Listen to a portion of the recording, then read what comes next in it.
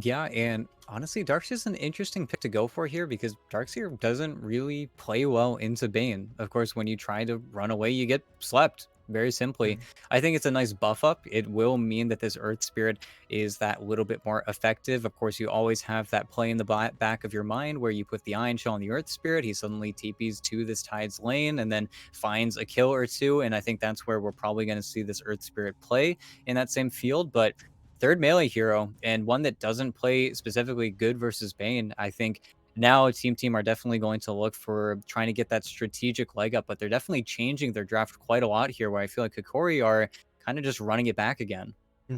And with the Darkseer picked up, now you're looking to the likes of Ryoya and Sammy in a much more damage-oriented position, because the Darkseer, he can certainly do a lot of damage to you over the course of a long fight, right? You get the Vac wall down, you get multiple Ion Shells out if he's going for that Ags play that we sort of saw the Darkseers pick up back when he was popular, or more popular.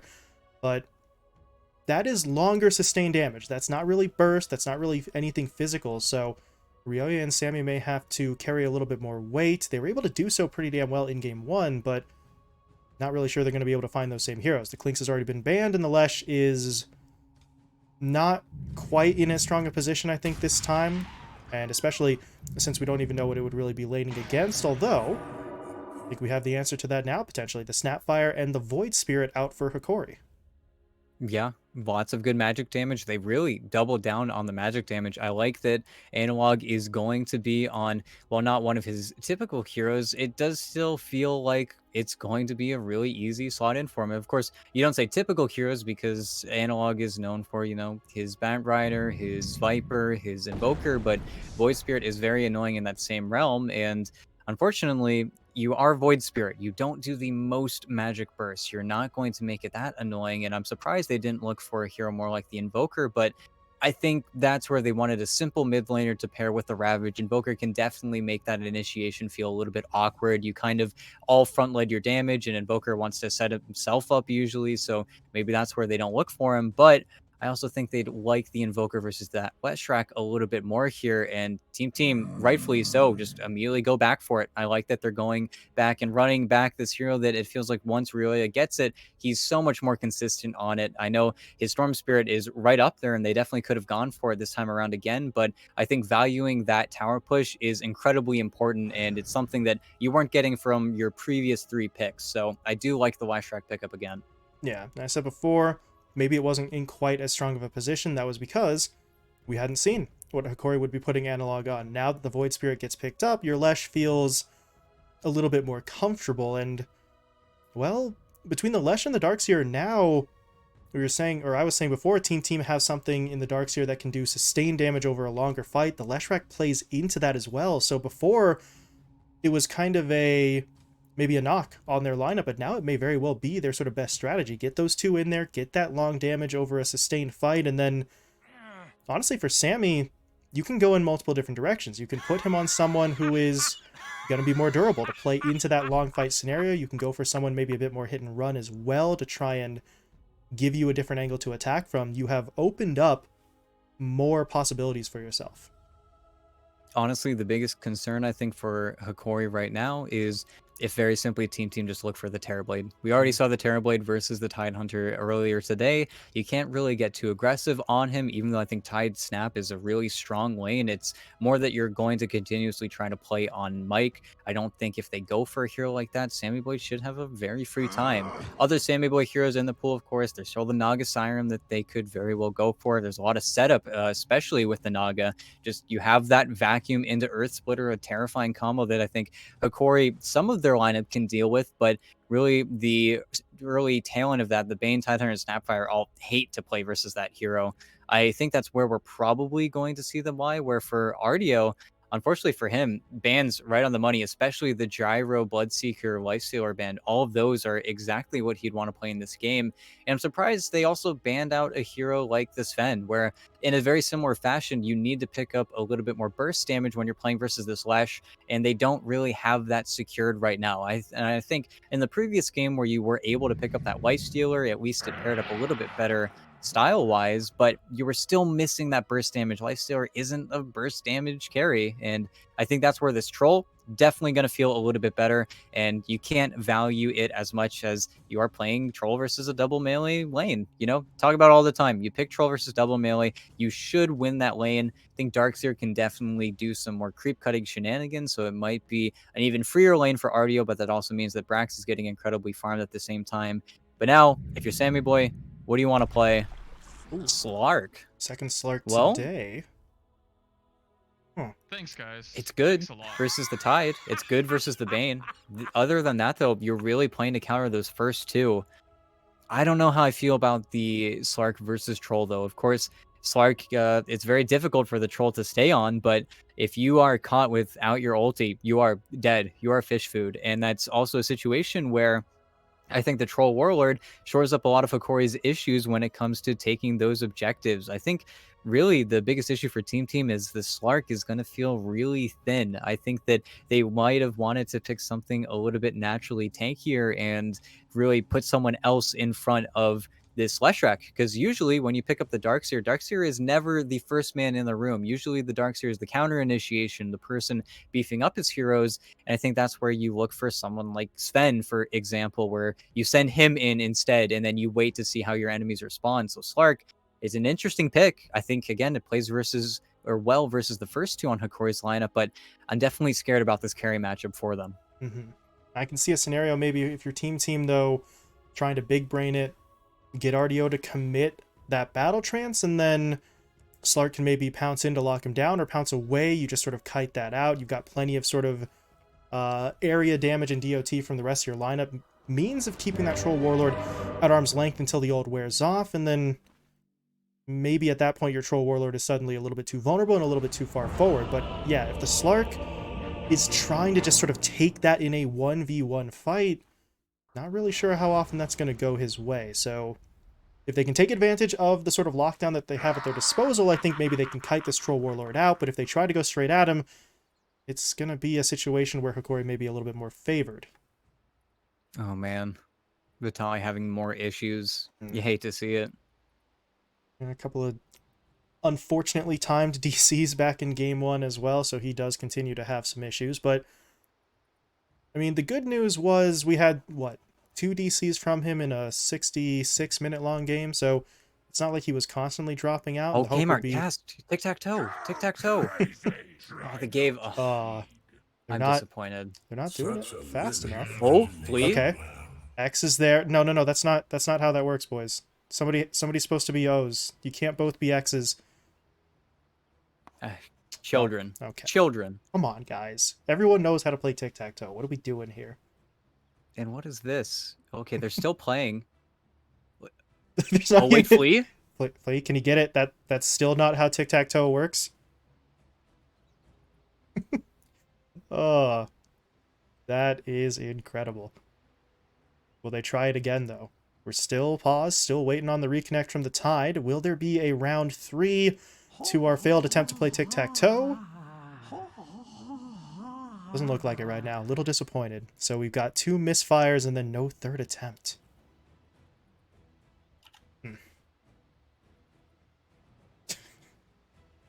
Yeah, it really is a little bit boring here. Oh. There we go. Might have Tolly's provoked back it. in, but okay. Gonna give it another go. Flea starting in the center. Bold move. New opponent, Ryoya. He took game 2, and then Flea actually got the top in the left corner. Oh my goodness, that was actually a huge comeback from Flea. I don't think Ryoya was really set up there to actually go for that defense. That was a really big comeback. I was honestly really surprised, especially Flea instigating that engagement, and I think as well with Sammy Boy being really scared to go for that rematch. Man, Flea just brute forced his way in there and was able to take 3. That was insane. That's so strange from Sammy. Normally, not a guy that we see sort of back down from that challenge, right? But a little bit intimidated after Flea was able to sort of take it to him on the first couple of attempts. Good on Ryoya to try and step in, obviously, but when it comes to tic-tac-toe, Flea is the now undisputed champion. Yeah. And by the way, there's a Dota game going on for those of you unaware, keeping ourselves entertained in the interim. But Vitaly's able to reconnect, and Team, look at this wrap. They're going all the way around, and they did this, well, almost entirely in secret, actually. I don't think anybody spotted them, so Who can they hit? Oh, I Sammy, can't that's all hear right. you. They're gonna sort of throw the tips over to Vitali. They're really hoping somebody just wanders their way over here, because this is gonna be a pretty, well, presumably a pretty easy kill for them. They've got all 5 heroes here. If they can't get the kill, something has gone horribly wrong. It's a lot of pre-skills as well. I think Oh, really, Amisho. He's gonna sneak in. I think he... Did he spot anyone? I'm not sure he did. Now Vitali is gonna get jumped in on. They're gonna slow him down. There's gonna be the Lightning Storm out as well, and... Well... Vitali's actually making a break for it, and... Can they catch him? Lightning Storm comes in again, but they don't get it. Wow, that... Well, it's a little bit different because they come down from the ramp instead of sort of staying up there, but that was... close, but that really feels like maybe a missed opportunity. If that were any hero other than Vitali, though, they straight up get that kill, but Tide's too tanky. yeah, I think the reason they decide to go for that instead of El Misho is, I guess, not only because they do decide to walk down that ramp, but if they don't get the kill, then at least you're setting that offlaner back to the base, so it does mean that Sammy Boy doesn't have too much pressure on him for this first range creep, and he will very easily be able to get that. Such a limited imagination you have. This duo, Tidehunter and Snap, I don't really know how much that they do here. I mean, Elmisho, once he has the points up in the cookie, you can get the stun, you got the follow-up slow and damage from the Scatter Blast, but not really sure if they're going to look to be all that aggressive in this lane. This may just be Vitali trying to go for his own as Brax gets picked off in the bottom lane. Gark and RDO just straight up run him down and flee. Well, I mean, he has the Ion Shell on him, but he wasn't directly next to his teammate there, so Hokori able to draw first blood, and not the most auspicious of starts there for the Darkseer, but a death this early is at least not going to set him back too massively. Yeah, and you see Nightmare level 1 on Gardic. It's the big reason why that kill actually happens, and unfortunately, Flea is very heavy set in that region department, so yeah, doesn't get it, but top, that's where the trade is. Mike gets taken down, and Vitali, well, I said I wasn't sure how aggressive these two are going to be. Shows what I know there. They go in with the Gush with that Cookie Scatterblast combo, and Sammy himself may be safe from a lot of aggression, but there's not really much to be said for the Elder Titan in terms of getting away this early. Meanwhile, mid, Ryoya, he got hit pretty hard there. Analog goes at him, but that did cost the Void pretty much all of his mana, and let's just miss all the kills. Gardic taken down in the bottom lane as Brax is able to get himself a little bit of revenge, and, well, that's the play you want to see from this duo. Get the Earth Spirit in there, roll in, get the slow, and with the Ion Shells coming out on both heroes, RDO can't really do anything to protect his buddy. Yeah, and the big moment there is that Brax very simply gets level 2. You have the vacuum set up into the spells, and Gardic doesn't like when two heroes are hitting him. He's very single target based. It's what the main does best. Unfortunately, there is no pressure onto the troll. You really can't do much versus him, and that's where RDO is very easily able to get the wave back under control. Going to be pushing into his tower as well, so Brax is still underneath quite a lot of pressure in that department. But, well, this is part of the reason why you sort of pick up that Darkseer, right? He just can throw that Ion Shell out, and at a certain point, you're kind of okay with whatever it is that you can get. But right now, well, it looks like they're going to get onto Flea as they're able to hit him up with that Nightmare. RDO comes in. They step in front of the Rolling Boulder. Very nicely done. That Surge does nothing as RDO gets out the root. Only level 1 on the Rage there, so the Ensnare chance was not at its highest, but they still get it, and Flea gets taken down. Yeah, they got to be careful. I'm surprised that Flea didn't go for boots first. I think if he had that, he'd be able to steal a few of these creep waves where he really is kind of stuck laning here versus the Bane Troll. And that's a lane that you very simply cannot win.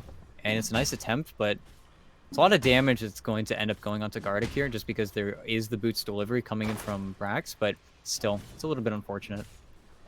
They get that stun, then maybe Brax can pull off the vacuum play as well, and they can sort of keep that aggression going. But as it stands, they might be in a little bit of trouble. They go for the vacuum now, pulling RDO in, but RDO just switches to melee, and he's still dishing out that damage. Now the Nightmare onto Flea. No, again. And they get him again. Yeah, they can. Gardic gets it with the Brain Sap, and this offlane is a bit of a disaster zone for Team. They're not getting anything that they want out of this. Brax, I mean, he's still finding some farm for himself, but it's tough going. Yeah, he's just trying to do a little bit too much here, I think. It's little bit unfortunate. At least Brax is able to get what should be some kills on these wild wings here, but unfortunately that is all of the farm. He hasn't gotten the last hit in over 2 minutes here, I think. He really has Such been a forced limited out of the lane, and imagination Ardio, you have. I mean, we've seen how fast he's able to farm on this troll before. He gets that 11, 12-minute Battle Fury and then never looks back.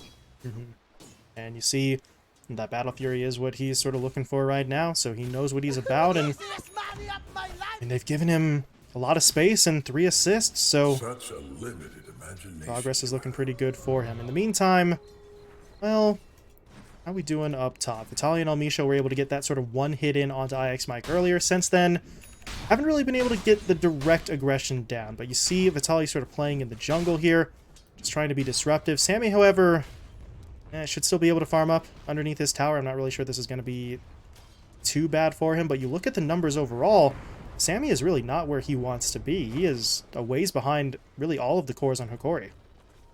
Yeah, it's the little bit more pressure, and actually, he got it. Analog, solo kill mid. Oh, Ryoya. It's taken down. Meanwhile, bot, Flea dropping low. Gardic, though, he goes for the Nightmare, but that leaves him in range of the Ion Shell, so they will finish him off. That's not really the trade that they were hoping for, though, with the Leshrac being taken down, but at least something for Team in that bottom lane. They've been trying so many times to get this duo going, and they're finally able to find it. But now Flea rolling into the river. Analog was there, but the rune actually spawns well to the north, as Mike was able to pick it up. So I don't really think there's anything he can do with this, but now he just needs to get back to the lane because Sammy is getting hit up. They're dropping him low. He needs to get away. There's no pounce for a few more seconds, but there's the stomp. Mike able to set it up. He'll keep his teammate safe. Meanwhile, Gardic over on the other side of the map running into Brax and Flea. Ardio, though, is coming in to try and help, but that's a good slow with the boulder smash. Really preventing Ardio from getting up the ramp, and he'll simply back off. Yeah, Brax did a good job trying to steal this creep wave away, but that's also where Gardic had a really good TP rotation. It sleeps him up. I think the only reason he gets any of those creeps is because Flea actually takes the aggro back. Unfortunately, that's where Ardio walks over to help his teammate, doesn't miss any last hits, and then comes back, but that top never ends.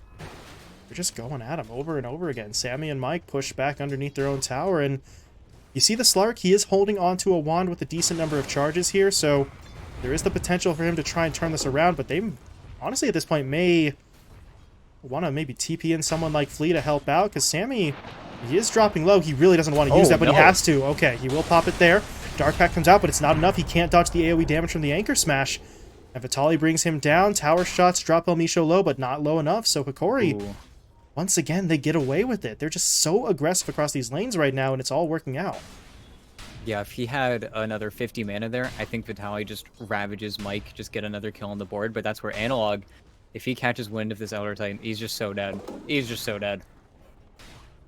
Analog? Waiting for the Astral Step charge to come back up so he can do exactly that. That's just extra efficiency. He jumps into the wave to try and get those creeps before going on to Mike, so he's able to get both. Gets most of the wave, takes the kill, and now he, Vitaly, and Elmisho are going to be free to hit up this tower. They've got the Orb of Corrosion to sort of help with that armor reduction, so this tower could very well end up going down. And Team, there's no response right now. This lane has basically got to be abandoned. Yeah, and that's where 3k gold lead at 8 minutes. The lanes have gone horrifically wrong for Team. Look at how much both the Slark and the Darkseer have suffered, and when we were looking at top, you see how much pressure Sammy Boy is on compared to Ardio, who of course is getting some waves stolen away from him now, but just means that he uncontestedly gets to farm every single creep underneath his own tower. It really is a big problem that they haven't been able to fix, and even in the mid lane, where Analog of course got that cheeky soul kill onto Ryoya, just means that he himself is less inclined to make that rotation bot where a solo troll is just able to farm. And look at that, Ardio is so aware, TP's out before any of the heat actually ends up upon him, so now he's just farming his triangle, not a care in the world. He farms up. Team maybe can take an opportunity here to try and put some damage onto that tower, but they've already lost their own tier 1 on the other side of the map up in the top lane, so this would really just be evening things out as opposed to getting Team any sort of advantage. And now, well, outside of the Leshrac, the rest of the lineup doesn't really push towers all that well. Brax and Flea are trying, but this is a very slow and painful process, and while they go for that tower, Hokori have pushed their way mid, forcing out the glyph already. Stomp, okay, it hits onto Vitaly, but Not really sure what else they can do. Ryoya does go for the stun, but there's 4 heroes there. That's just not really wise on Ryoya's part. He just gets absolutely hammered, and now Flea rolls in. They're looking for something, but the Fiend's Grip is going to be onto Mike, so he can't go for another stomp. They'll finish him off as well, and ET, I'm not 100% sure what the game plan there was. The Lesh had to have seen the other heroes when he went for that stun. He just kind of ignores it. Yeah, he was baiting around the fact that he had the completed hood, so he did block another additional 300 damage from that item pickup, but doesn't get the stick off and gets super hard punished there. And then Flea not saving his silence for the grip is also pretty unfortunate. I think Vitaly should lose his life here though, but okay, they're going to make him work for it. And Flea actually doesn't have mana for the kick, so okay, they got everyone out. They don't get the tower at least, so there's your good news if you're Team, you're able to save that objective, but they're still sort of hemorrhaging kills here and there, and well, what are they finding for Sammy right now? I mean, he is farming in the jungle, but he's working his way towards the Echo Saber as that sort of first pickup, and he's still quite a ways away from finishing it. So, you're not exactly going to get the Slark into fights anytime soon.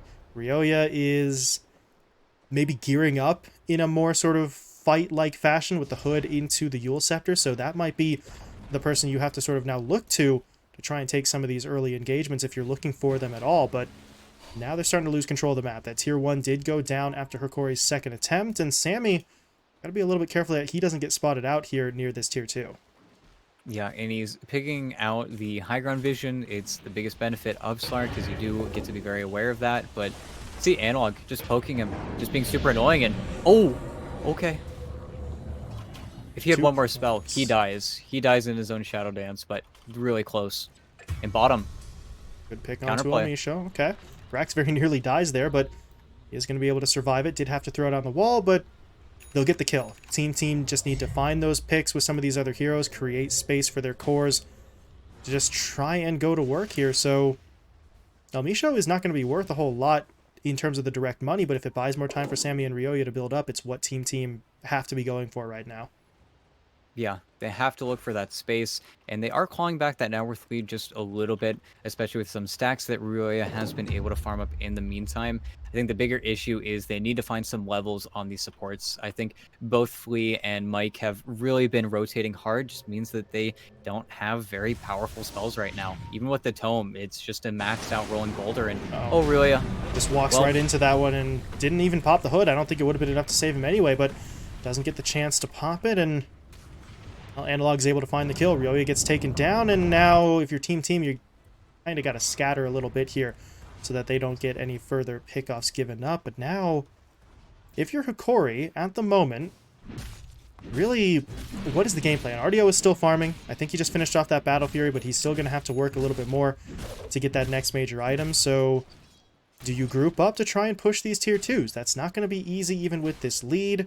Do they maybe look towards the Roche Pit at this point, or is this just a situation where they're just trying to consolidate what they've got right now? Yeah, I think Hokori just farm up, they keep this lead that they've got. Ardio's farming a massive stack that really he has been building up himself, just playing around his Battle Fury timing.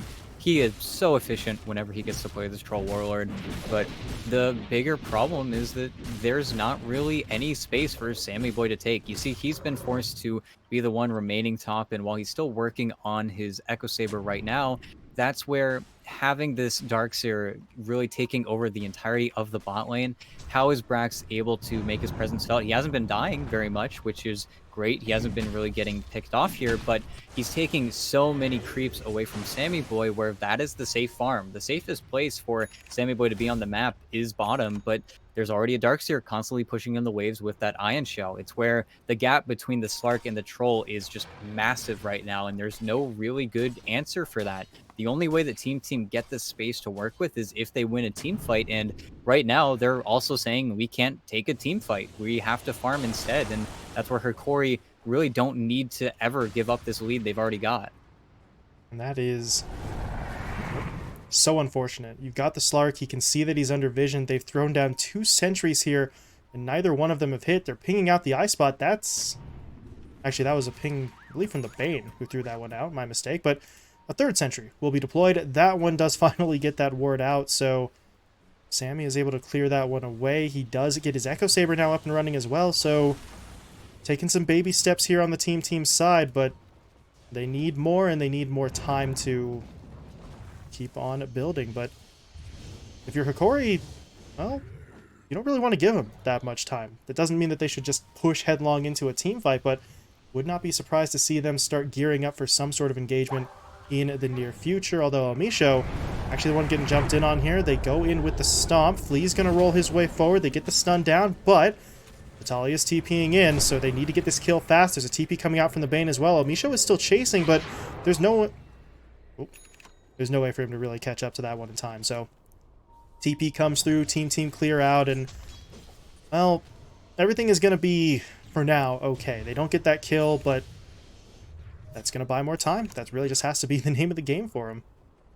Yeah, it is definitely a waiting game, and unfortunately for Team, you have RDO going for this Ags build, which is going to be so annoying. It just means that if you do ever want to look back for the Aghanim Scepter onto Brax, those shells aren't going to be there. You aren't going to be able to play around it.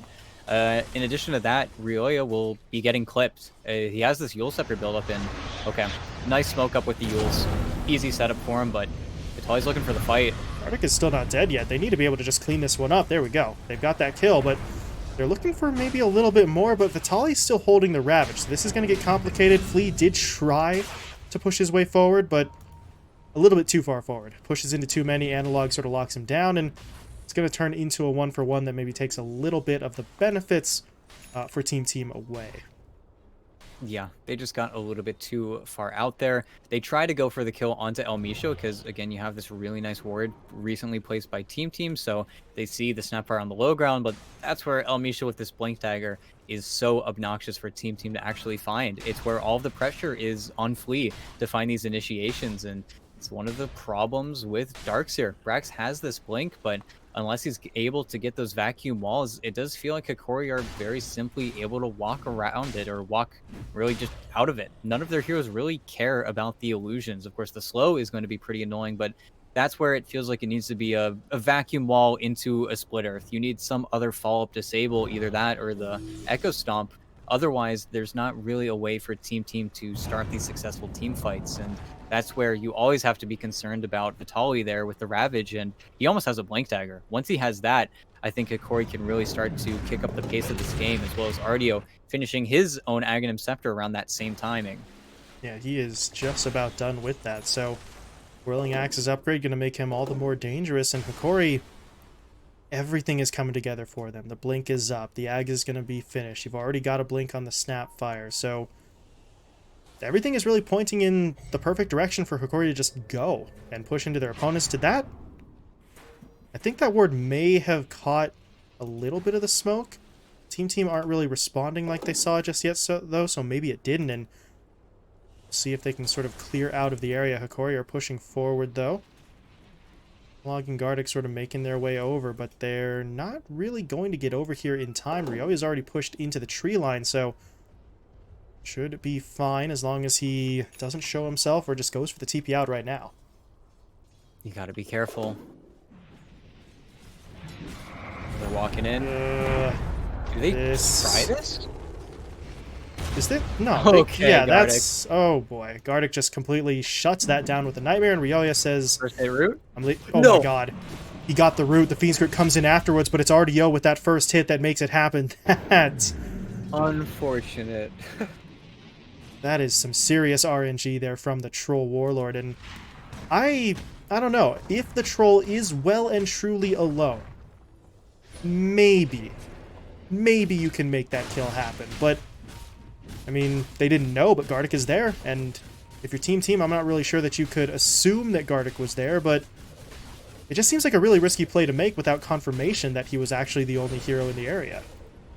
Yeah, and they're trying to kite around this Echo Stomp. Unfortunately, it was at the tail end of that Spirit, so RDO is able to get it for free now, and Mike actually needs to be a little bit careful of Gardic setting up on him in the top lane, but that is a 19-minute Roche for Hokori, where Team had no inkling to go over there. If they did, they very simply would have just lost the fight, and that's where I think this dodgy playstyle is really starting to become annoying for Team to deal with.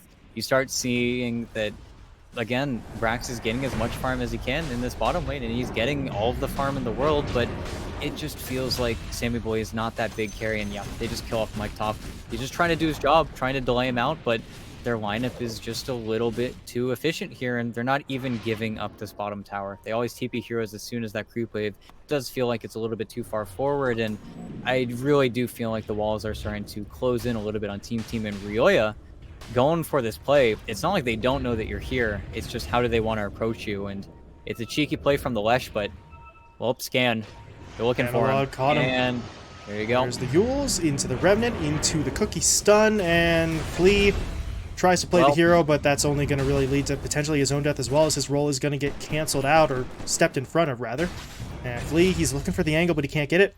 Analog locks him down. It's a double kill there for the Void, and every play Team are trying to make either just falls flat immediately, or in some cases, like we saw there, just backfires and ends up costing them their own resources, as now RDO, and that whole time, he was pushing things out, let his teammates handle the fight, and he's looking for this tier 2 tower. He should be able to get it. Yeah, there's absolutely nothing they can do versus this hero right now. At least they still have Glyph available to them. I can't imagine RDO is going to march up to the high ground when you're playing versus that Elder Titan, but still, this feels like the map is just getting so small for them. Brax, of course, after seeing the Ags completed, can't go for the Aghanim Scepter anymore, so he's going to go for the Lotus Orb instead on this Darkseer, which, sure, feels like a good item, but until we see at least a BKB on Ryoya, I can't imagine the Leshrac is going to feel good enough standing next to this Tidehunter, and that's where you see, again, Ryoya going for the Aghanim Shard a little bit sooner than some other Leshes have gone for, just because I think he feels as if the high ground is going to be a massive problem for them. They just need to try and delay this game as much as they can, but I think that's where Hokori also doing a really good job of finding them, and Sammy, it's so much damage. And Dies in his ulti. yeah, almost would have been better if he hadn't gotten the chance to get that off. It's a short cooldown, but it's not going to help him there. So Sammy gets picked off, 16-4 in Hokori's favor. They just keep on sort of keeping their foot on the gas, and now they caught Mike with the Nightmare. How much further do they want to take this? They're trying to push in, but the Stomp actually comes in, and Vitaly there to shut it down. He's going to throw down the Ravage. Flea will fall. Mike should be dying as well. Gardic, well, for a moment there, the DOT was sort of ticking him down, but it's not going to be enough to finish him off, and Team, they just can't get anything going for themselves. They're trying, but at this point, it's like quicksand. Every sort of attempt is forcing them to sink that little bit further down. Yeah, and it just feels like, as of right now, there's no way for them to take a fight, especially with RDO finishing up this BKB. They need to play in the style that they're trying, but that's where Analog is so good at finding these split-pushing heroes, and he's going to have to hunt for it a little bit here, but he keeps the Yules, and well, it sucks a little bit. Again, Vitaly does get forced out here, but I think we can be very assured here that El Misho is also right there with the force F onto Gardic if Ryoya did look like he was about to escape. I think right now, the worst case scenario is if Brax blinks in, tries to get a vacuum, and then will just lose his life as well, because he is Surge running forward right now. Yeah, and I don't know. I mean, I don't think he's aware that these other heroes are coming, so he could go for that play, thinking, I just have to get Ryoya away from these two chasing heroes, and then maybe he'll be fine to TP out. Instead, if he does commit for that, it's really just going to put both of them in the line of fire. But again, he has no way of knowing that, and no way really of suspecting it, I suppose, either. So here we this go. Could get dangerous. We see the reconnect from Vitaly. He's back in, so should be resuming the game, and we'll see what decision Brax makes here, because Ryoya should be dead. It's just a matter of whether Brax ends up in there with him or not.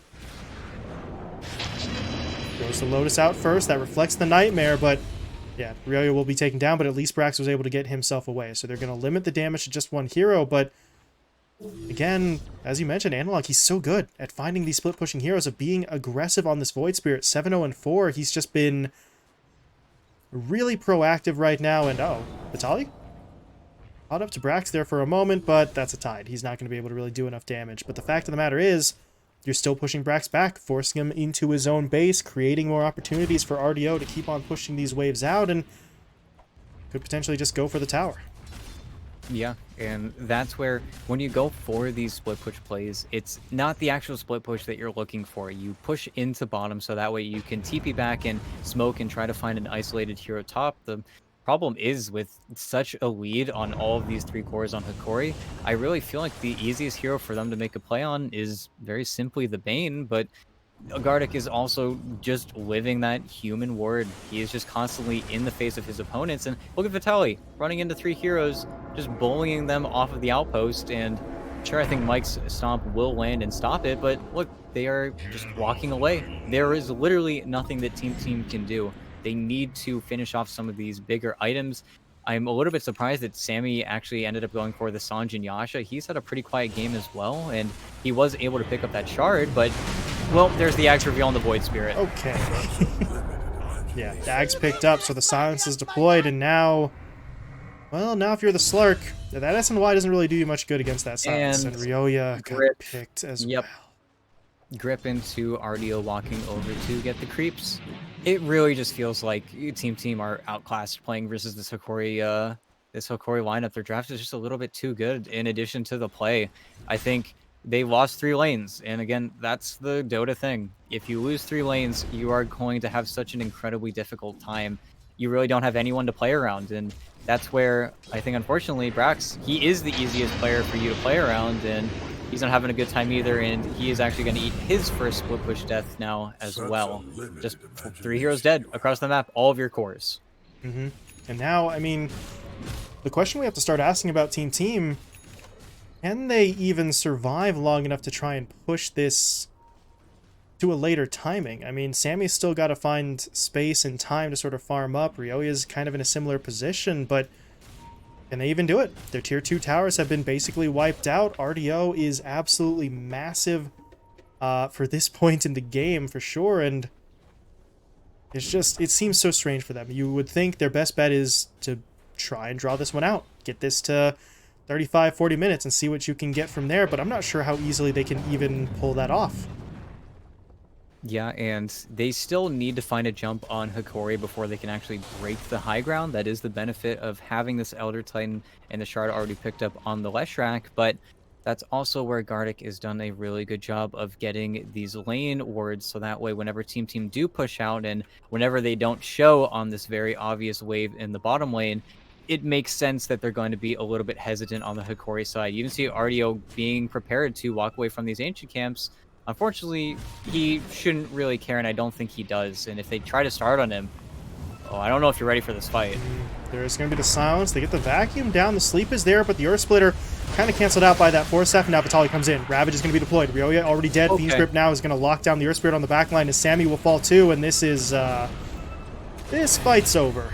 They're going to lose their 2 primary cores right at the very start. Flea gets picked off as well. IX Mike now getting run down in the bottom lane. He'll look for the TP home, and Vitaly should not be able to finish him off in time. But yeah, that's it. They just straight call it there. That is quite the response from Hokori after losing that first match. They dominate the second game in this series to tie it up.